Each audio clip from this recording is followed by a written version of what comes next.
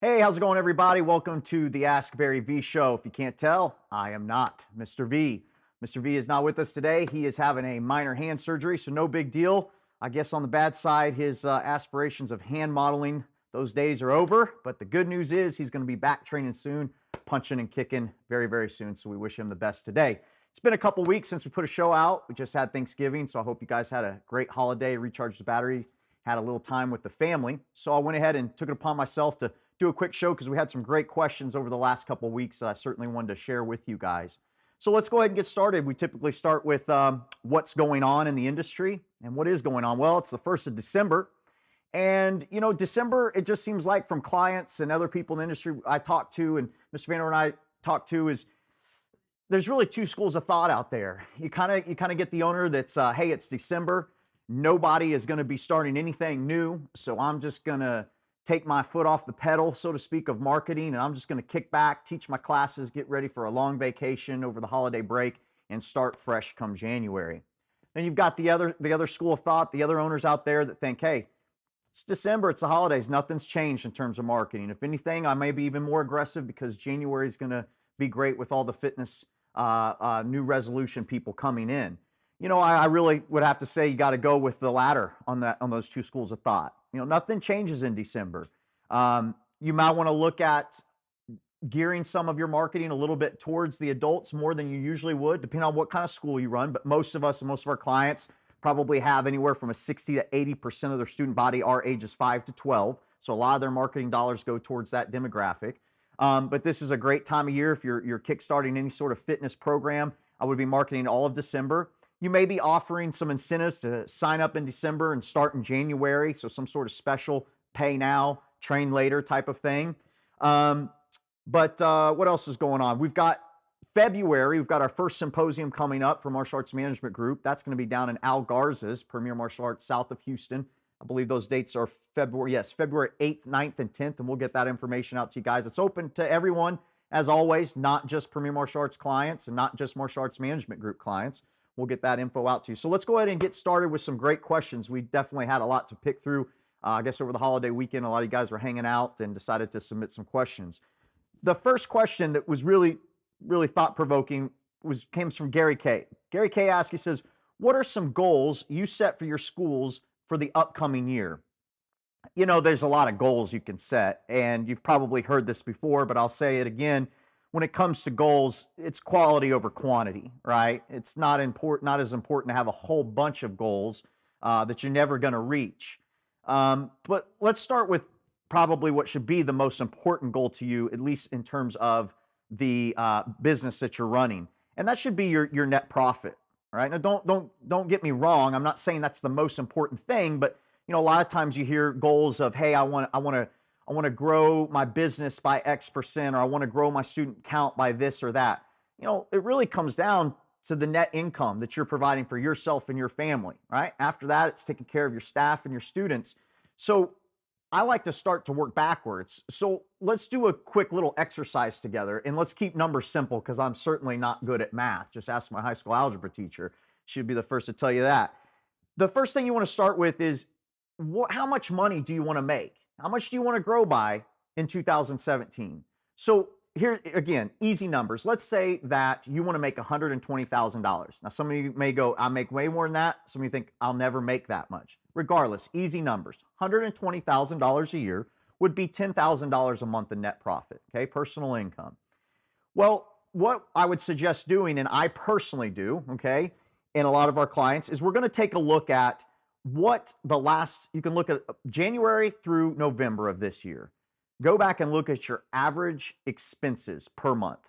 So, of course, just look at that, get that number. Then go and look at your average gross revenue. Of course, that's going to give you your average net profit over January through the end of November. We're shooting this, of course, in the beginning of December, so we haven't quite closed out our year yet.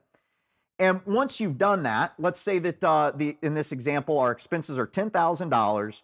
We want to make $120,000 a year, which would mean that we would need to gross on average per month, okay, on average per month, $20,000 gross revenue. That's what our school would need to bring in through their billing check and their in-house revenue.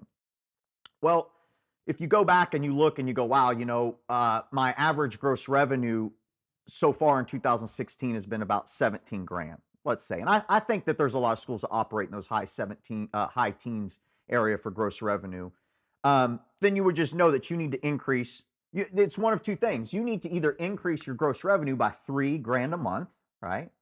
Or, which is less likely to happen, decrease your expenses by 3 grand a month. That would be lovely, but most likely not the possibility, not possible. So what I'd suggest is by January 31st, you're going to go back, or once you close your books for the months of January, go back and look at your expenses. Did you stay within that $10,000 range? And of course, did you hit your $20,000 gross revenue?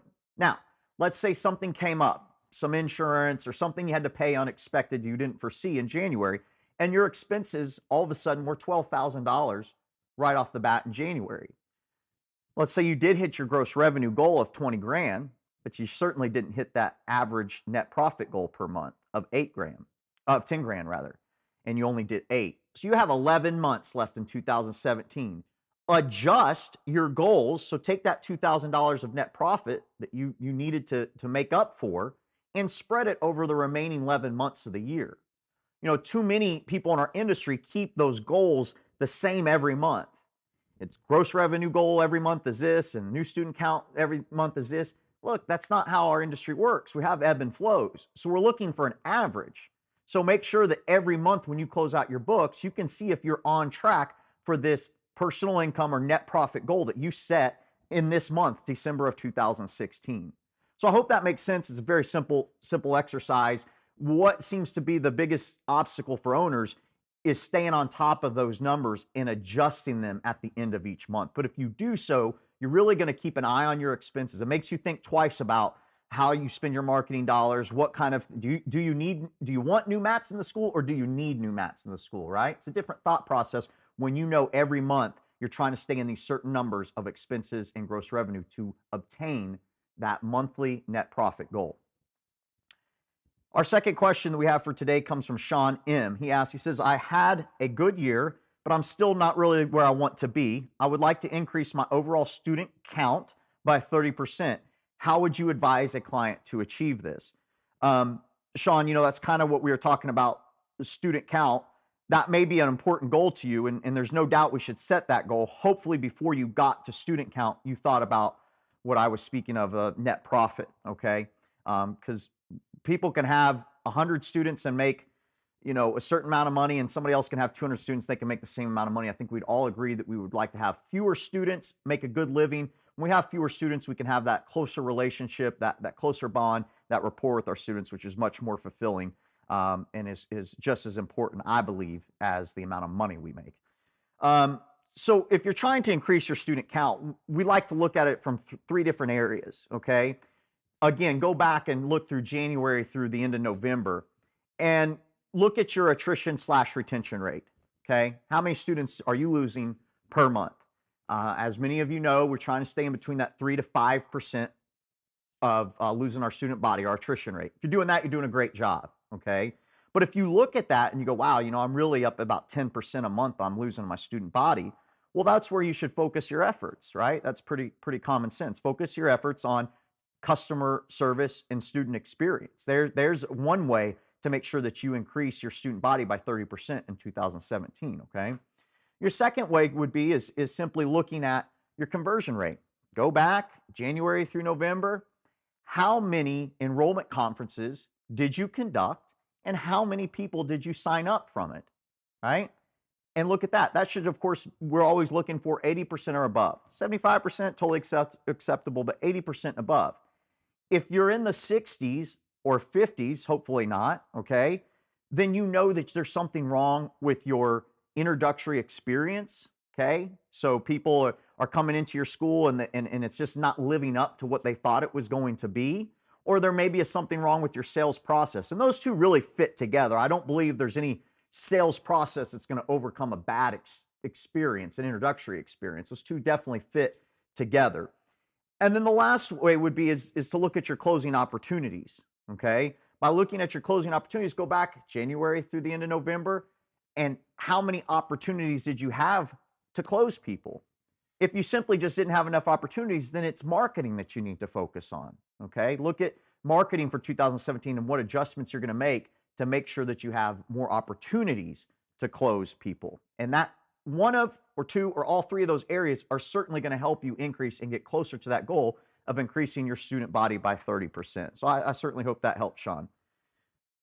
Our next question for this week comes from Shelly M. She asks, she says, what is your number one tip for retention?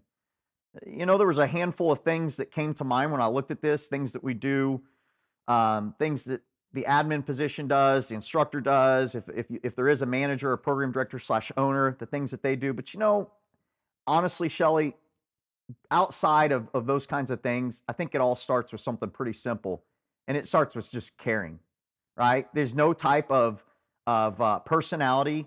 There is no type of crazy great martial arts instruction. There's no marketing. There's no shiny uniform. There's no amazing weapons training. There's no great competition and fight team that's going to overcome a student or a member feeling like you simply don't care. Okay, now that's pretty vague. Don't get me wrong, caring. So, but I think you always have to build that culture. Every time you bring on a new staff member, you start with that. It's a mission. People are motivated by contributing to things. And if they need to buy into the mission of caring about your students. If you care first, then you'll find out how to do all the things that makes your student body know that you care. Whether it's picking the phone up and calling them and letting them know you haven't seen them in a while and you miss them, or you know that somebody is going through something in their personal life and you just want to let them know you're there for them. That, you know, a single mother's having a hard time paying a bill and you're going to help her out for a couple of months paying the martial arts bill at your school and let them get by until she gets back on her feet. But you got to start with the mindset. The mindset of caring is what I'm saying. So Shelly, you know, those aren't really an X, Y, and Z, but I would just go back and look and make sure that you and all of your staff really understand the importance you have, the opportunity that you have to affect the people's lives in your school. And if you have that mindset, you guys will organically do things that helps your student body know that you care, which of course will increase your retention. Our last question for this week comes from Danny H. Danny H asks, he says, this is a great question, by the way. We don't get a lot of questions about competitors. This is pretty good. I have a competition and fight team. I recently had one of my blue belts complain that he doesn't get the training he needs when training with non-competitors. This is not the first time I've heard this. Any suggestions on how to integrate and keep both kinds of students happy? So what Danny's saying here is he says blue belt, so I'm assuming jiu-jitsu. I'm not exactly sure, but he has a competition and fight team, okay? He's saying that he's got two different kinds of students where it sounds like they all train together. First of all, I'm a huge advocate of competitors training with your everyday students. Absolutely, they should. Danny didn't specify here, but Danny, of course, it probably goes without saying, but I'll mention it anyways. You need to have a fight practice or competition practice a couple times a week. And it depends on, you know, how active you guys are in competing. The more active, the more practice times you need. But I think that it's important to encourage and to have the opportunity for your competitors to train with your everyday members. But it goes back to culture of your competition team and making sure that everybody understands that you're all one team. It doesn't matter if you're a champion in jiu-jitsu or MMA or sport karate, whatever, or you're just a 40-year-old professional that's looking to have fun and lose weight. You guys are all of equal value in the school. And if anything, those competitors may be put a little bit on a pedestal by those non-competitor students in your school, and they have a responsibility. They have a responsibility to carry themselves in a certain way, and when they have to train with the everyday students, they should see that as an opportunity to train differently, okay? So maybe the aggressiveness isn't quite there. They understand they're training with different people, but there's an opportunity there to help as well.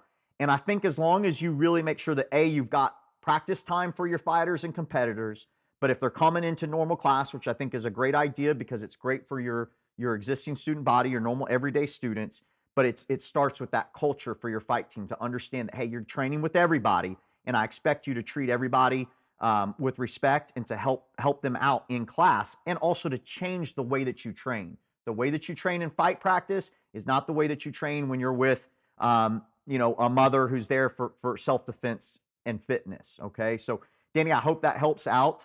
Those are some great questions we had this week. I look forward to seeing you guys next week with Mr. Vanover. He'll be back in the office. Keep sending the questions, and we'll see you guys next time.